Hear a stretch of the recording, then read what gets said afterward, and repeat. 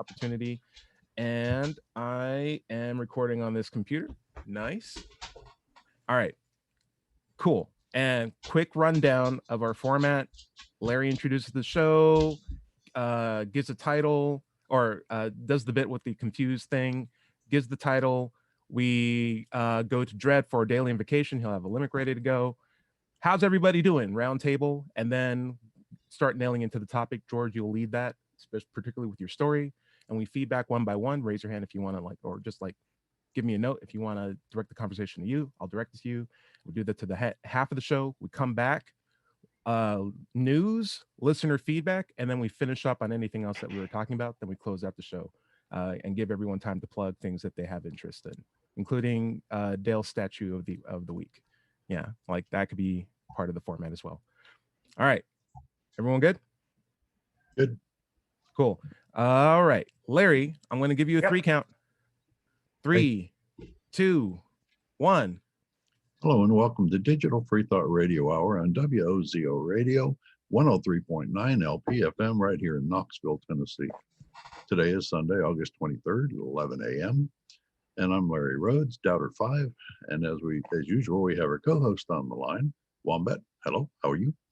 Hey, I got a poem for you. Roses are red, violets are blue. I don't care who I offend. Black Lives Matter. A little poetic license there. Yeah. Yeah. Free verse. Yeah. And our guests today are Dread Pirate Higgs. Hello. Wade. Oh. Red Leader. Boudreaux. And George. Hello, George. Digital Free Thought Radio Hour is a talk radio show about atheism, free thought, rational thought, humanism, and the sciences. And conversely, we'll also talk about atheism. Religion, religious faith, gods, holy books, and superstition. And if you get the feeling that you're the only non-believer in Knoxville, well, you're just not. There are several atheist, free-thinking, and rationalist groups that exist right here in Knoxville, and we'll be telling you how you can connect with them right after the mid-show break. And did you know that there's a streaming atheist call-in video show? Has been for over 10 years here in Knoxville. Did you know that one? But I keep telling people that they need to get into this because you have the opportunity to play as a tiny human in a village full of tiny little different animals, and you can gather bells and you can give them to your friends and you can fish. It's amazing. It's really cool. So check out what's the thing I'm thinking about? It's a really great game. It's a really great game. I don't know. One of these days you'll find it, but we'll tell everybody how to find it after the mid-show break, and you can actually become involved in that show or this radio show by contacting our groups. Wombat, what do you have for us today as far as topics? We're going to be talking about death today. Yeah, we're keeping it light. Keeping it light on death. But before we begin, I throw it up to our own Dread Pirate Higgs for our daily or weekly invocation. All right. Holy Ghost, Father and Son. Christians insist there's not 3, but just 1.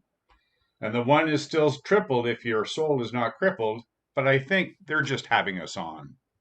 That's good. Oh, I'm sorry. Ramen. Okay, that was wonderful. I like that. Speaking of licenses. Ramen.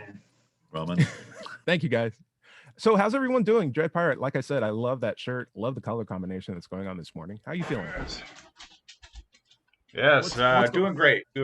Enjoying the last vestiges of summer. It is. I feel the cold coming on. It's crazy.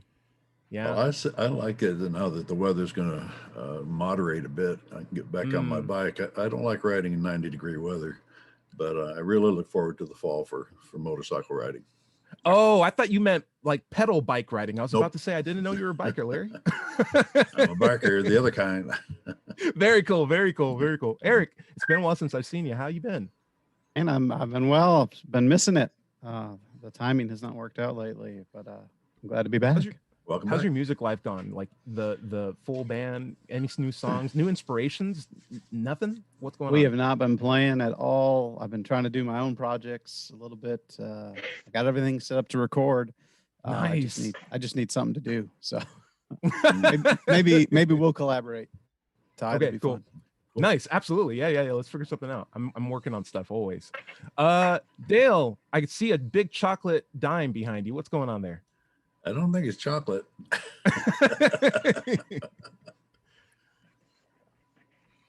Oh, he's on mute. He doesn't know it, but he's holding up a chocolate dime of looks like the bush. Anyway, as he gets his, This is a sculpture. it's a sculpture. How about now? We can hear you Can now. you hear What's me going now? on? Yep. You must Tell us cut me about off. This is a sculpture I did of George Bush for a prominent Republican in this area who then gave it to Lamar Alexander. Okay. Very cool. Looks good. Looks nice. What's the material? Is it clay? Yep. Looks almost good enough. Well, originally I made it out of a type of polymer for him. They had a bronze finish to it, but then I cast a few out of feces. Cool. Nice. All right. Keeping it real. George, how you been? Oh, just fine. Still in love? What's the romance of George Brown? The ongoing soap opera. Still in love with my occupational therapists. Yeah. We're wishing you luck. We're batting for you over here. Okay. Well, I'm doing great. I mean, without God, I'm healing up just fine. Not bad. The woman who drove me to the surgery is an atheist, and just before the anesthesiologist,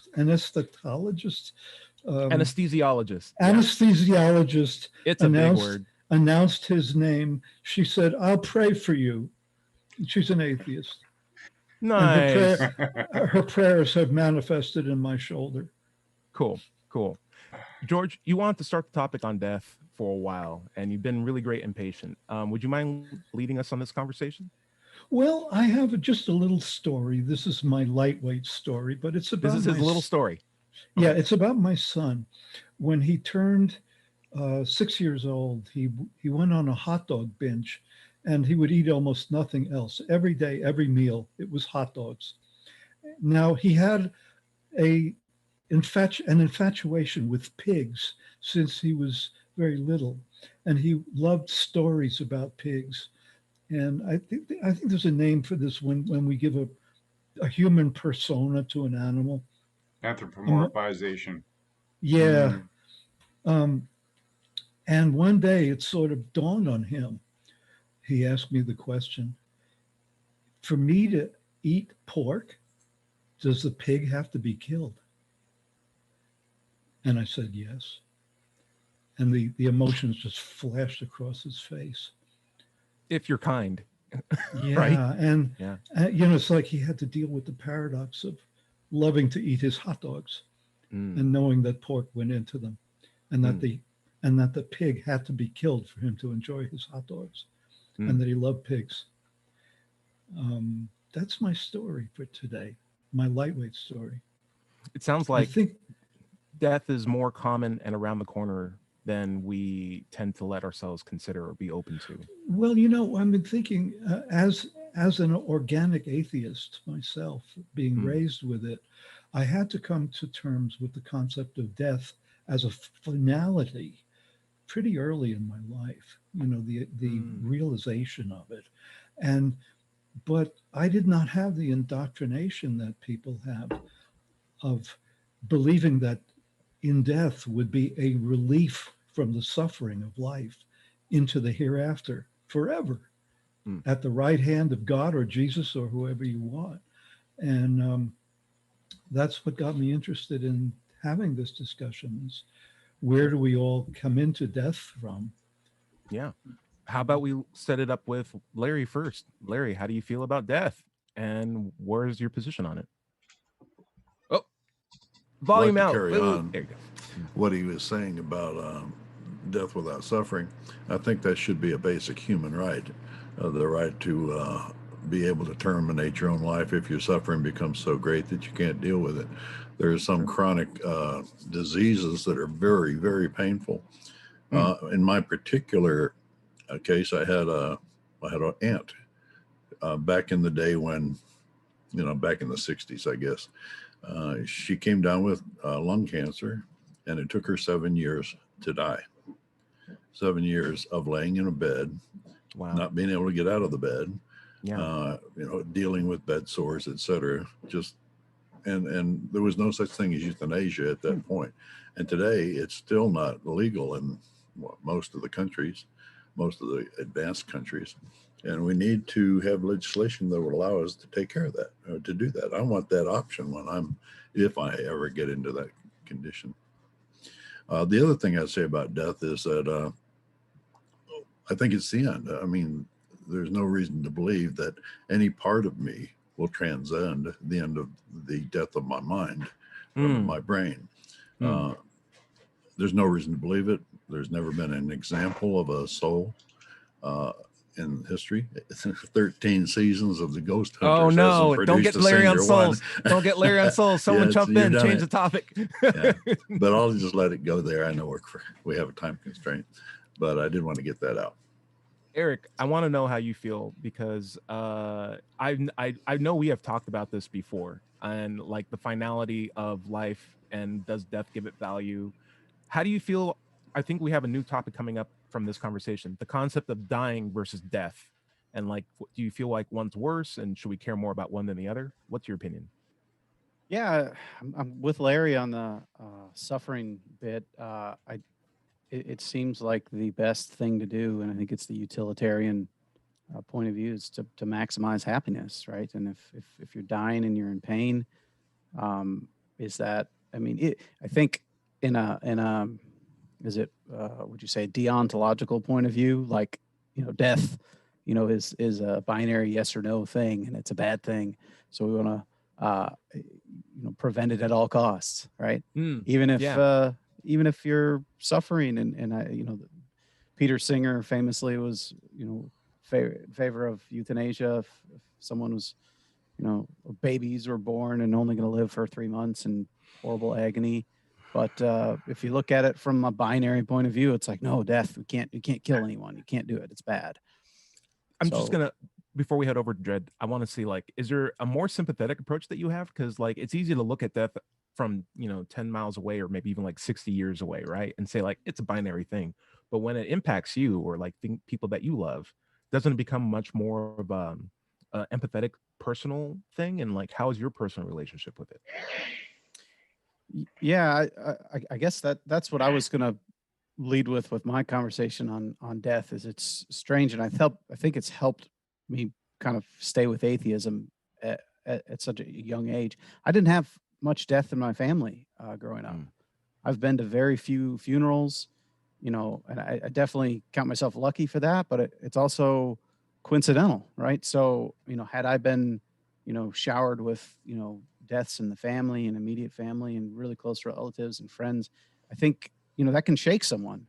Yeah. So in some ways it kind of helped me. Now, I don't know how well prepared I will ever be for a really close death. It's probably going to hit me pretty hard, but at least I don't know. So it's hard for me to empathize really closely with that, because I haven't been around it a lot. So I'm hoping that my atheist perspective, or at least just a willingness to say I don't know and not assume that there's an afterlife, gives me better terms with death when it does happen personally in my family. And I think there's worth in that. Dred, I'm going to throw it over to you. I saw you had some things you wanted to say on. Well, I was actually swatting at a fly. It's I been can still buzzing kind of around see my it up head. there. It's just driving me nuts. Hey, Dred, you're on the floor. You're on the swab, as they would say in pirate talk. So you're sitting on the plank, or you're standing on the plank. My bad euphemism. Or are you watching someone jump off the plank? However it is. What's your opinion on death? How have you come to terms with it? Well, I guess amongst this crowd here, I have a different perspective, and that's because I've spent many years as a firefighter and first responder. Right. So, Yep. Have been very close to it. But when it's, of course, it's different when it's somebody else and not someone in your bubble or your circle or your family or whatever. So, But it does help frame those closer experiences and put it into perspective that, this is just one aspect of existence, and that, death is going to visit us all, and that's that essentially. Mm. But one thing I think about as well is that, life is not a quantitative thing. You know what I mean? Like, all things just have one life, and some people who don't want to, for instance, kill a pig to eat pork have no compunction about swatting a fly. You know what I mean? And those Sure. things, in terms of life, are equal. And so I think it has been for Wow. me anyway, an important sort of reflection that life is life is life is life. And if it's a plant, if it's a fly, if it's a human being, the value is essentially the same. Are you saying that just after telling a story about how you're trying to swat a fly? Yeah. These atheists are so hypocritical. Can you believe it? Can you believe Touche. it? I won't leave you on that. I'm going to give you one chance to save your face on that, Dred. I've always thought, like, hey, I know it's unfortunate, but the fact is I care about the quality of my life and I'm stronger. Like, I'm not saying it's right, but I'm stronger than a fly. So if you get near my ice cream, you're dead. That's all there is to it. I'm not saying it's right. Don't put me up on a plaque, but I'm going to do it because I'm stronger than you. And I'll give you the same credit if I was a fly in your ice cream. All right. Dale, I'd love to hear what you think about death. Got the floor open. What's up? Man, why does he always freeze just before he's about to talk? What's going on there? What's going on? Like, he's smooth the entire time. Yeah. I've witnessed it probably.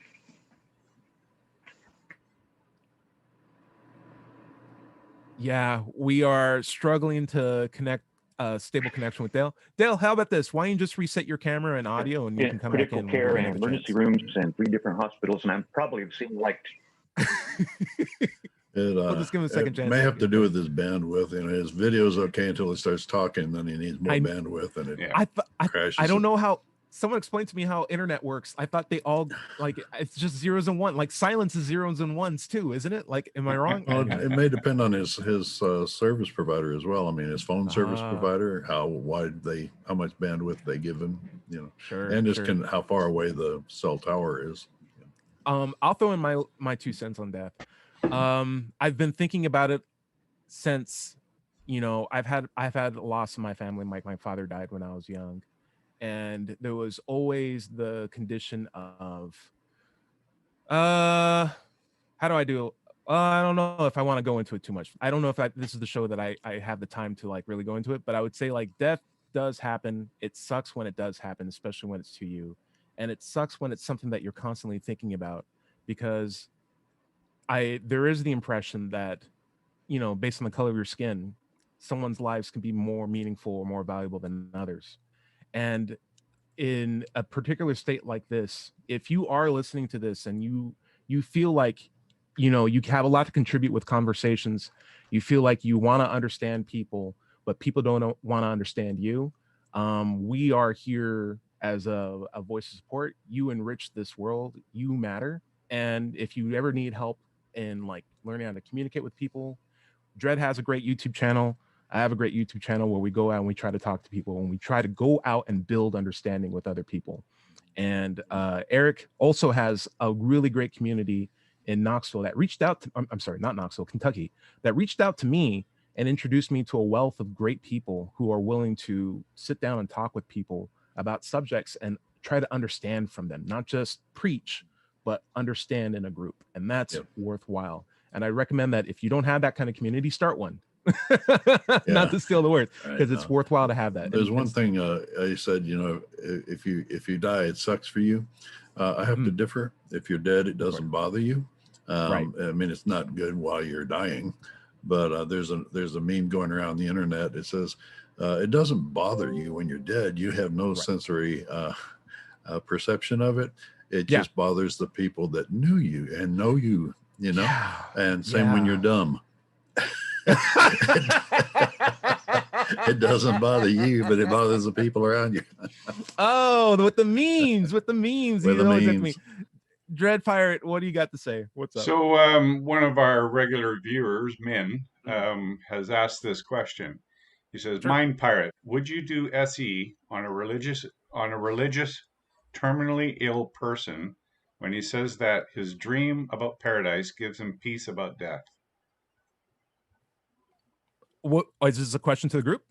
Well, he asked that of me. I certainly would. Yeah, I would if I have consent. If I have consent and that's what they want, yeah, that's an interesting point of view. I'm not. So my opinion is I'm not there to tell him he's wrong. I'm trying to understand why he's right. And if he's on the deathbed, he might tell me something that's worthwhile to me. Yeah, I'm not. Absolutely.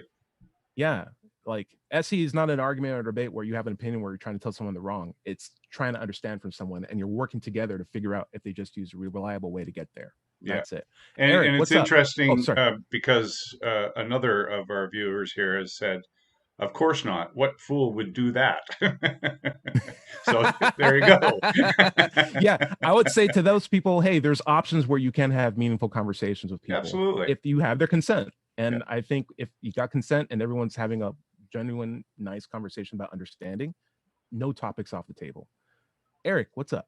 Yeah. So, and maybe to the point of the contrarian comment here. So maybe where the person's going with this question is, if you do have consent with the person, but if you know that your skills are so good as a street epistemologist, and you know that you might actually give them doubt, they're on their deathbed, they're at peace, they're willing to they're happy to go to this paradise, and you take a little bit of that away from them in the last few moments of their life. Is that maybe that's where they're going with the question? Like, would that be a good thing? I wouldn't take it away from them. It gives them comfort in their hour of need. But I mean, a lot of people say, would you tell your grandparents when they're like 80 years old? Would you try to talk them into atheism? I personally don't think it's worthwhile to take away what comfort they've had pretty much all their life. But it depends. Are they out there trying to raise money for a church and for a religious organization? Are they voting for evangelicals to go into office? If they're just living their life and trying to enjoy the last few years they have, what's the purpose? So here would be my thing. A conversation takes two people. And in my opinion, Socratic examination is a conversation. And if you are uncomfortable, potentially instilling doubt in someone that's trying to have a conversation with you, you don't have to have that conversation, and you can back out of that because they don't have your consent to do an SE. Mm-hmm. So if that's your opinion, that is absolutely valid because you don't have to engage. And if someone's like, actually, I am interested in getting some doubt, I am on my deathbed, I would love to have an opportunity to just think about this rationally once because I'm terrified of going to heaven. It doesn't sound like a fun place. I heard you're an atheist. Can we talk? Because the only thing I like about Jesus is his abs. I hate everything else about it. This can't be real, right? Can I talk to you? It's like, hell yeah. Excuse my language. Yeah, like, heck yeah, let's talk. Yeah, I'll be happy to talk, and we'll see if there's like a good reason. And if it turns out, hey, I actually did Jesus, Christianity is real. Dang it, it sucks, but oh well, at least we know something that's true. But we'll work together, and that's the whole thing about it. It's consent, it's positivity, it's conversation. Yeah. George, one thing before we head out to our break. What's up?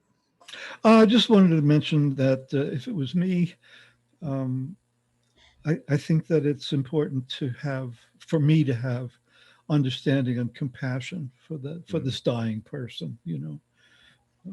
To be sensitive to where they're at. That's it. Yeah, I agree. And consent works both ways. So, hey guys, we're at the bottom of the half hour. Larry, why don't you take us out? Ready. We'll do some music in between. Okay. This is Digital Free Thought Radio Hour on WOZO Radio 103.9 LPFM right here in Knoxville, Tennessee. And we'll be right back after this short break. Cool. Let me pause. Great. Anyone have anything they'd like to reflect on while we're in the middle of break? Dale, I think your connection's still poor. Would you mind saying some things? Testing 1, 2, 3. It might even work better with just your audio and no video. No video. Yeah. Also, I like how it's Dale. Just ignore Dale, period. Dale, what kind of a device are you on? I don't want to bother everybody about mine. I'll try to take care of it later when there's by myself, and that way I won't be taking up other people's time. I'll help you if you would like. Yeah. No, But not now. that's fine. obviously. Thank you. Yeah. I mean, not now. Eric, I'm experimenting with calling SC Socratic examination because it makes it much more clear what you're dealing with in that case. Like Socrates, I'm examining. I'm not telling you what's up. I'm asking questions. I'm working with you to figure out the root of what's behind this belief, right? And SC is like, okay, I have to do like 4 tiers of explanation of what epistemology is, why I'm not on a street with you right now. And then hope you don't Google search it and find a manual for creating atheists. And then it just becomes this atheist tactic that people use on religion. It's like, no, it can be used for anything. Let's try to transition this to something. And in my opinion, SE doesn't belong to anybody. It's not a tool by any organization. It belongs to the people who use it in an effort to understand the people that they live with, and they can use their own background, personal, all that stuff to infuse with it. So yeah. All right. Digging it. Cool. Question. We got questions. Yeah. What is this business about a TV show? Or please explain that when you come back and very clearly, because I don't understand what you're talking about. And this Zoom call, the audio becomes a podcast. The video and audio become a video podcast on my YouTube channel and Dread, and it's streamed on Dread's Twitch channel, and the video feed and audio get put on Atheist TV by Larry. Atheist, he may be talking about our bit about you don't know where the Atheist TV show that I'm talking about is. Yeah, because that's a different show. That's the Atheist Society of Knoxville and the Rationalists of East Tennessee getting together and putting on their own broadcast called Free Thinkers United Coalition of Knoxville, and it's on YouTube. Such a long name. Yep. Yeah. So I have been mentioning it a long time. Yes. It's been doing it a long time. I'm not really sure how much they do it anymore. I think they're only down to half an hour, but they're still doing it. But as long as they're doing it, I guess we can mention it. It was a courtesy more than anything else. Just would you like to say what you just said during the broadcast? I do. I say that. Yeah. Okay. For years. Yeah. It's part give of a my little more announcements. detail because I don't know my announcements after we come back. That's it. Where do I find it? I will tell you. Okay, do it. That's great. It's explicit. Thank you. If anything, I will raise my hand when he does his PDF speech that hasn't changed in the last couple of years, where he explicitly tells you about the show and where to find it. I'll do this for you, George. Cool. Okay. All right. Is everyone ready to come back? Yeah. Dale, how are you holding up? How's your connection? How am I? Before we go back, anybody do it to me? Yeah, it's pretty. Can you hear me at all? I can hear you. It might be. It'll be more stable if there's no video and it's just audio. Yeah, you're jumping all over the place. Yeah. I would turn off video and just do audio. If that's an option. If you'd like to get an idea what it looks like from this end, watch this video after we post it on YouTube.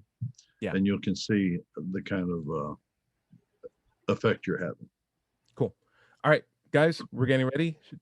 Great music playing, and we're coming back on air. Everyone cool? Yeah. George, have another story on death ready, because when we come back, I think it will be good for it. And I've got a couple of comments here too. It's too about human death. It's too long and too profound. Fair enough. That's fair. Okay. I respect it. It's a whole topic to itself. I have a couple of comments here that might be of. As do I. Yeah. Okay. So we'll do local news. Where's the love? I'll do my questions on YouTube. Dread, you follow up with yours, and then we hash out whatever needs to be done until the last half of the show. All right. Ready? You guys ready? All right. 3, 2.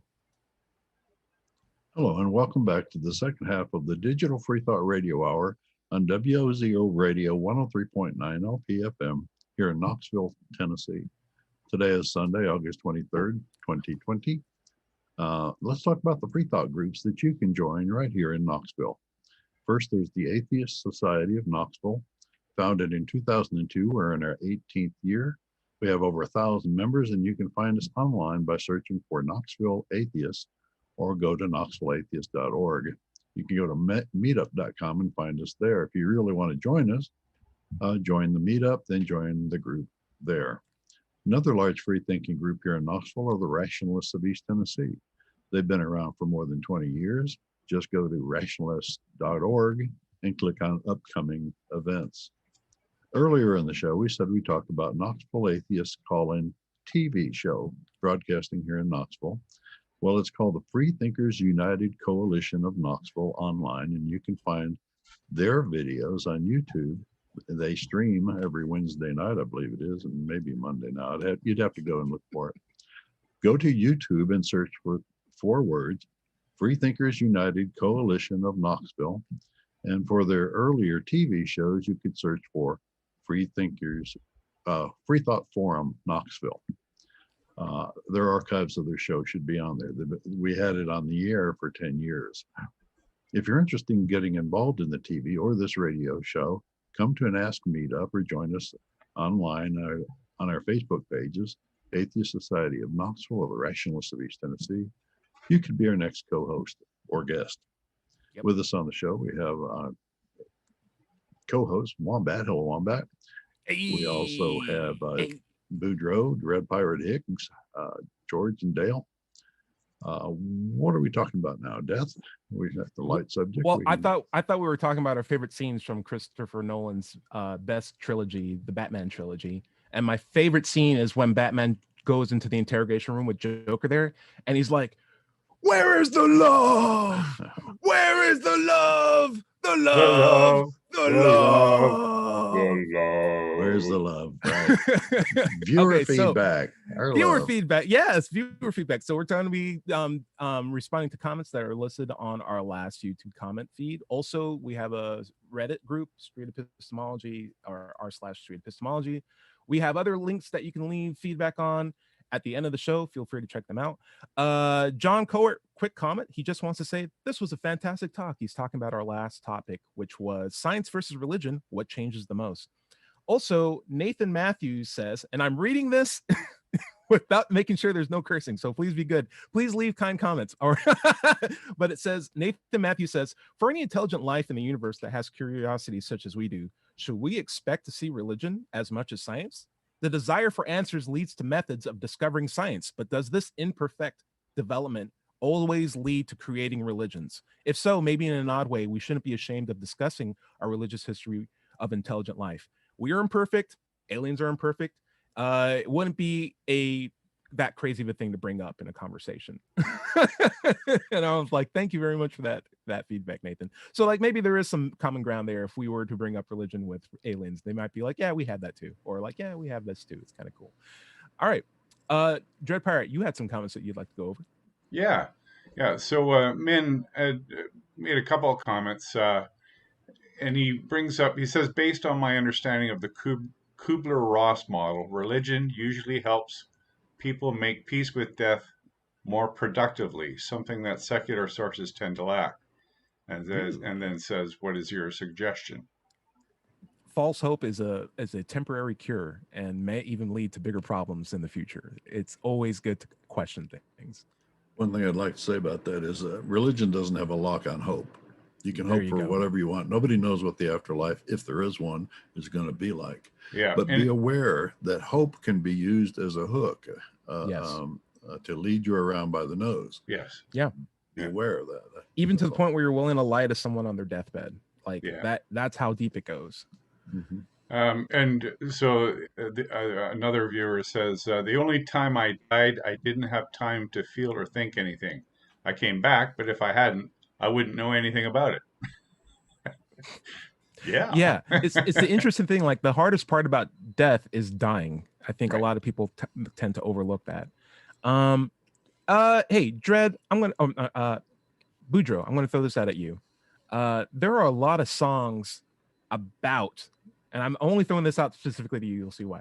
There are a lot of songs about dying in like metal, of course, but you also have like your alternative rock that like tries to be kind of hooky with it. And then even country songs like will have like their nice serenades of like lost loves, lost dogs, stuff like that. Do you think death in pulp culture is becoming like this new thing? Like we used to maybe see it as something we're afraid of in the past. We became reverent of it. And now it's sort of like this comical character with a hood. kind of looks cute with like a skull face. We can turn into like an anime character. Like, is it as scary as a culture now? And what does that say about culture? Oh, that's a good one. Yeah, I guess uh, being that we are a lot more connected to other cultures and other groups, I think we can kind of talk about it a little more freely. Imagine if you go back far enough, it's this mysterious, death will come at, especially when we didn't know a lot about, biology and diseases and how they might take you early. But yeah, I suppose, we really do kind of characterize death as this, like, guy with the sickle and the, or the Sith, or what is it? And then yes, there you go. In the hood, yeah, and we kind of joke about it and make it kind of silly. Maybe that's a good way that we're kind of confronting it. Yeah. Like we're coming to terms that it is a thing before, compared to just ignoring it the entire time. Yeah. I think George had his hand up. Yeah, George, what do you got? I did, because the question, of course, is coming to me about what do you learn in Christianity? Traditionally, what do you learn about death? Because as I see it, death is presented as a transition into the afterlife. Right. And as a musician, I come to Bach's cantatas, in which I find that death is presented as a release from the suffering of life, as presented to the peasants in the congregation. Larry, what do you think? Well, it brings me back to this great sacrifice that Jesus should have, or supposedly made for us. He died for our sins. He died for every one of us. But in Christianity, really, death is just a change of address. You just continue living. It's the classic jokes I like the most. Yeah. I shouldn't groan and smile at that. It's still good. It's still good. He was God.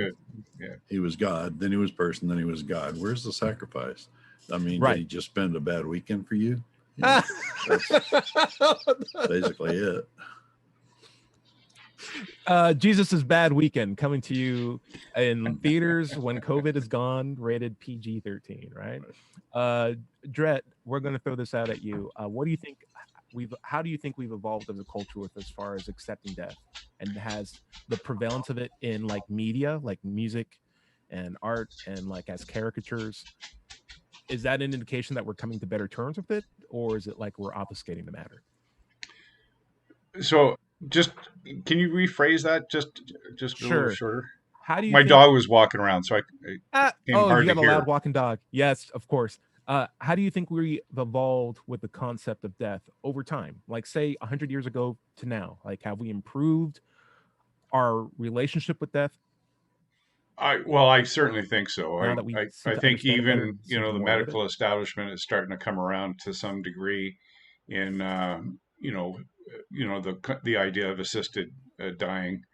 Certainly Kevorkian blazed a trail there, and I think over time people are becoming more comfortable with it. I think also as the shift towards non-religiosity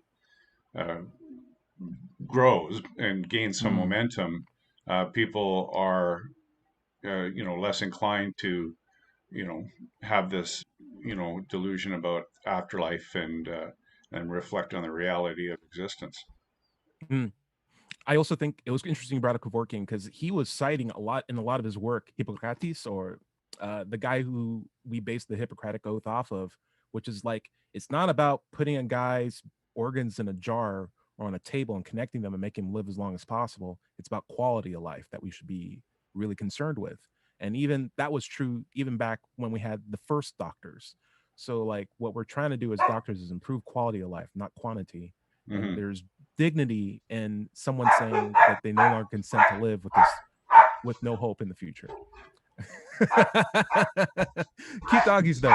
All right, so Dale, we'll throw this out at you. We're gonna hope. We're crossing our fingers.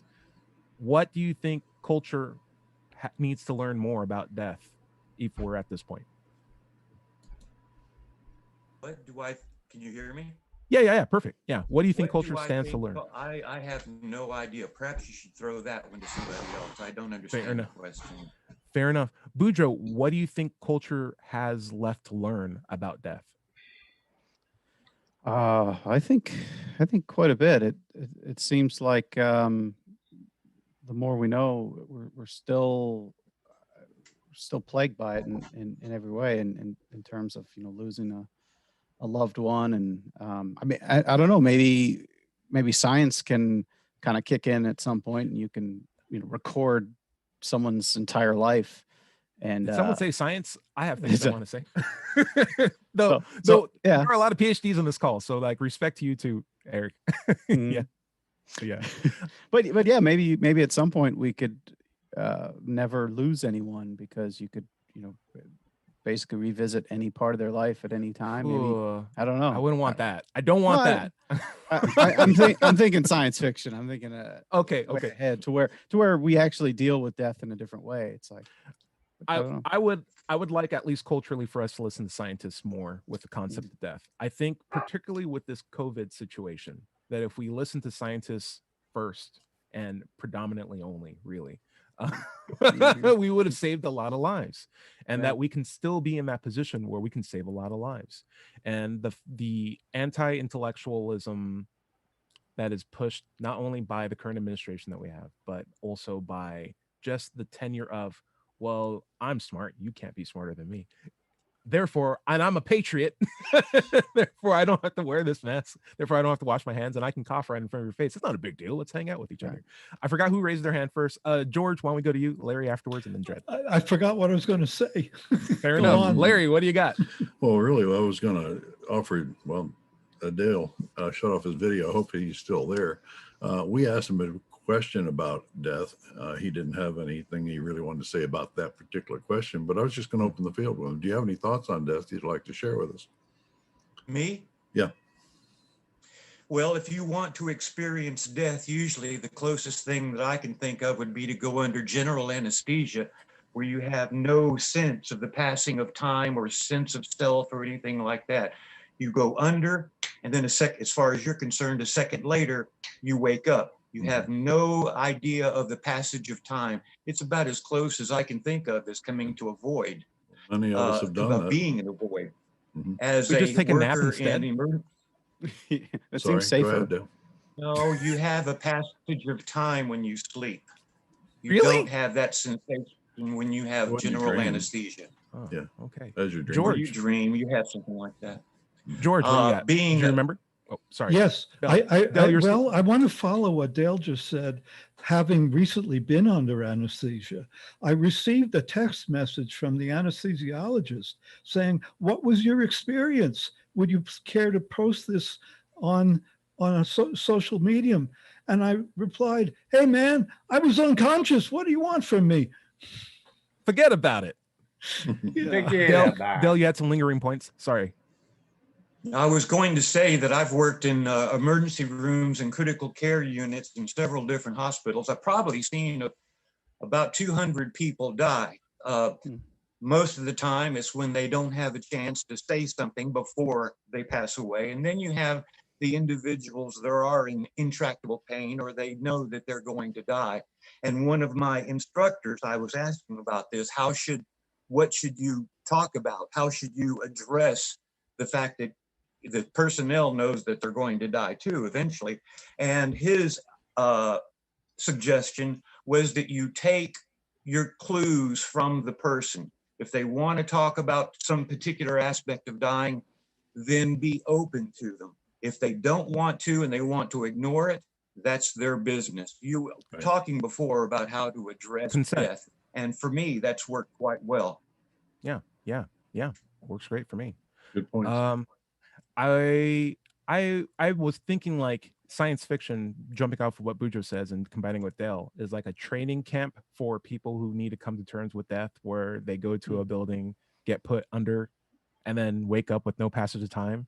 And then should you charge someone for that though? It seems like, oh man, you literally wasted my money because I didn't experience any of that. It's the most depressing Disneyland ever, probably. Guys, we're coming up to the end of the show. Dread Pirate, where can we find your stuff at? Well, we are live streaming right now on my YouTube channel at Mind Pirate, MINDPYRATE, and it's 8 o'clock in the morning here in BC, Canada, Pacific Standard Time or Pacific Daylight Time, and we run from 8 to 9. So that's where you can find it. Very cool. Boudreaux, Eric, I know you got a lot of stuff going on. You never plugged your band before, but it has a SoundCloud account, and I'd like to hear the music that was on there again. Where can I find that, and where can we find stuff from you in the future? Yeah, so Orange Whip is the only original band that was ever in where we actually recorded quality stuff. Don't say that.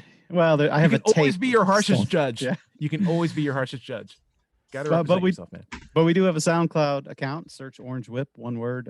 We got it from the Blues Brothers. Who wants an Orange Nice. Whip? Orange Whip? Orange Nice. Whip? Orange Whip?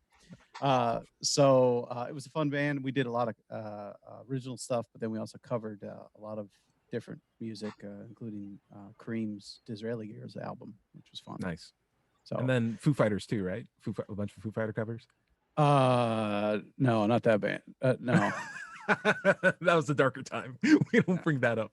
Where can we find your stuff in the future? Like, I know you're working on a podcast pretty soon, right? Yeah, man, I'm waiting on my cohort to sell his flip his house. We're gonna get back into it, but we our current plan is to do some podcasts from the water on kayaks and record it. Nice. I keep promising, guys. I'm letting you. I'm just down. saying, make the podcast Yeah. about flipping a house and why it's hard for a friend to do that, and then you're good. Right? Maybe that's the way to do it.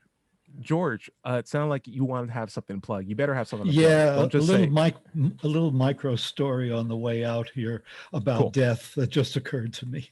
Okay. Way back during the 1960s, I set up a harpsichord for an internationally famous harpsichordist at Carnegie Hall in New York.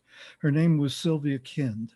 And I looked her up recently. She liked my work, and I looked her up recently online and found an obituary for her in the Seattle newspaper, in which the nurse who attended her on her deathbed said that the harpsichordist said, "I think I'm ready to die now." And she did. Wow. Poignant. But with dignity. I like that still. It's bittersweet. Dale, if I want to find out, listen, I have an internet connection, and a bleeding question I've had my entire life was, how did Jesus do it? I've been thinking about that myself all the time. And I'm like, can't I combine the technology I have access to and these lingering questions to figure out how Jesus did it? Can you give me a clue of what I should do? I could give you a clue, but I don't understand what you're saying. If you're wanting to know about howjesusdidit.com, that's a place where you can go where you can find out how Jesus did the miracles. Oh, man. If That you is can- exactly what I'm looking for. howjesusdidit.com, and you can find out all you need. Wonderful. Hey, do you put your sculpture work or artist work available for commissions online or anything like that? Do you have anything like that? No, I've sold a few pieces long ago. But I don't do that anymore. Fair enough. You can find my stuff at Let's Chat. That's this channel right here. We do Socratic examination, SE, whatever you want to call it. And I strive to learn how to talk to people about anything and try to understand them in the process. And I think it's a worthwhile hobby. You should check it out. You can see that Dread Pirate does the same thing too. Larry does the same way too. I've even had Boudreaux on my channel doing SE with folks. Everyone does it differently. That's okay. There's going to be variations, but it's good to show that you can inform what you're comfortable with and what you consent to in this chance to give people the opportunity to think critically about what they believe to be true. And that's worthwhile. Larry, what do you got to say? Well, anybody who's interested in what I have to think or say about religion and atheism should visit my blog on digitalfreethought.com. Make sure you click on the blog button. I have a book on Amazon that's called Atheism, What's It All About? You can find it there in paperback and in electronic format. If you're having trouble or leaving religion beliefs behind, You can go to recoveringfromreligion.org and maybe get help from them. If you'd like to listen to our podcasts, they are available through iTunes, Stitcher, Luminary, podcast.com, et cetera, et cetera. Just go online and do a search for Digital Free Thought Radio Hour. If you have questions for the show, you can send them to askanatheist@knoxvilleatheist.org, and we'll answer them on future shows. We're going to start having shows that are dedicated to listener questions, maybe this month, maybe next. If you're watching this on YouTube, be sure to like and subscribe to be notified for new episodes are coming up. And remember, everybody is going to somebody else's hell. The time to worry about it is when they prove that heavens and hells and souls are real. Until then, don't sweat it. Enjoy your life, and we'll see you next week. WOZO Radio right here in Knoxville at 7 o'clock on Wednesday and streaming online as well. Say goodbye, everybody. Goodbye, everybody. Bye. Your lives matter. And All right. That is the show. Yay. Okay. Hey, Larry, Yeah. hang back when